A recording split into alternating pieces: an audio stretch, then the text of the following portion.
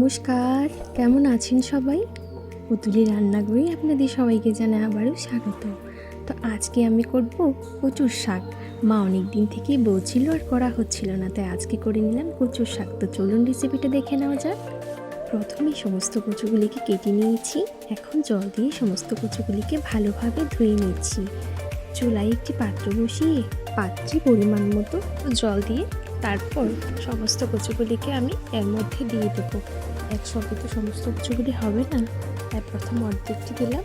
তারপর এগুলি যখন হাফ সিদ্ধ হয়ে আসবে বাকি কচুগুলিকে আমি এর মধ্যে দিয়ে ঢাকা দিয়ে রেখে দেব।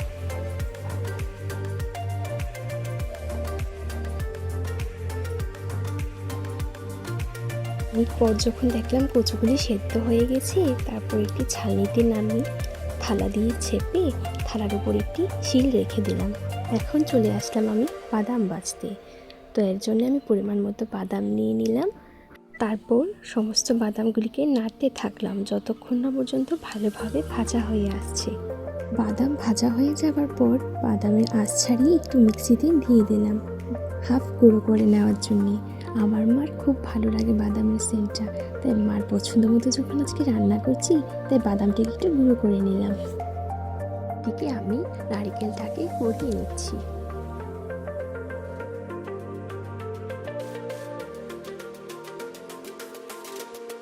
আমার নারকেল প্রায় কোরানো শেষ হয়ে গেছে। এখন আমি সমস্ত উপকরণগুলিকে একসঙ্গে নিয়ে নিলাম, যা যা উপকরণ আমার প্রয়োজন। বসিয়ে পাত্রের মধ্যে দিয়ে দিলাম পরিমাণ মতো সর্ষের তেল। তারপর এর মধ্যে দিয়ে দিলাম একটা শুকনো লঙ্কা।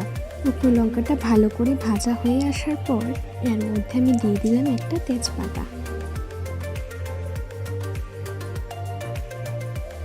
এখন আমি এর মধ্যে দিয়ে দেব পরিমাণ মতো পাঁচফোড়ন। পাঁচফোড়ন ভালোভাবে ভাজা হয়ে আসলে দিয়ে দেব আমি সেদ্ধ করে রাখা কচুগুলিকে। তুমি অল্প পরিমাণ কচু দিয়ে নাড়তে হবে ভালো করে, যেন পাঁচফোড়নটা পুড়ে না যায়। তারপর আস্তে আস্তে সমস্ত কচুগুলিকে এর মধ্যে দিয়ে দিতে হবে। দিয়ে তেলের সঙ্গে কচুটাকে ভালো করে মিশিয়ে নিতে হবে।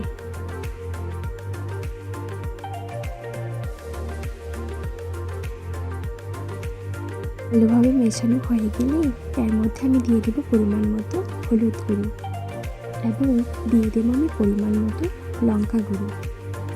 হলুদ আর লঙ্কা গুঁড়োর সঙ্গে কচুটাকে ভালো করে মিশিয়ে নিতে হবে।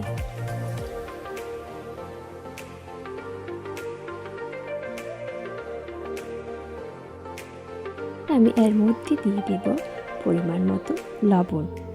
লবণটাকে দিয়ে ভালো করে মিশিয়ে নেব।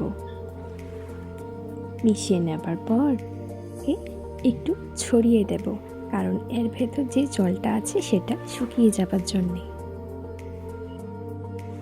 শুকিয়ে গেলে আমি এর মধ্যে দিয়ে দেব আগে থেকেই চির করে রাখা কাঁচা লঙ্কা। তাকে ছড়িয়ে দেওয়ার পর দেখুন এর ভিতরে যে জল জল ভাবটা ছিল সেটা কতটা শুকিয়ে গেছে। দিয়ে দেব পরিমাণ মতো আদা বাটা আর পরিমাণ মতো জিরার গুঁড়ো। এরপর দিয়ে দিলাম আগে থেকে ভেজে রাখা বাদামগুলিকে। ও দিয়ে দিলাম প্রাণ নারিকেল। আস্তে আস্তে সমস্ত নারিকেলগুলিকে আমি এর মধ্যে দিয়ে দিলাম। নারিকেল যত বেশি দেবেন শাকটাকে খেতে ততটাই মজাদার লাগবে। এখন নারিকেল আর সমস্ত উপকরণগুলির সঙ্গে আমি কচুটাকে ভালোভাবে মিশিয়ে নেব। মেশানোর পর দেখুন আমাদের কচুর শাকের কালারটা কতটা চেঞ্জ হয়ে গেছে আর কতটা সুন্দর হয়ে গেছে। শাক প্রায় মোটামুটি হয়ে গেছে। এখন আমি এর মধ্যে দিয়ে দেব পরিমাণ মতো ঘি। ঘি দিলে শাকটা অনেকটাই মজাদার লাগে খেতে, আর সেন্টটা যে কতটা দারুণ হয় আপনারা খেলেই বুঝতে পারবেন। আর দেখতে দেখতে পরিবেশনের জন্য একদম রেডি হয়ে গেছে। এখন একটি পাত্রের মধ্যে নামিয়ে পরিবেশন করুন।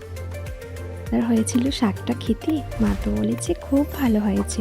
আপনারা অবশ্যই বাড়িতে বানিয়ে খাবেন একবার।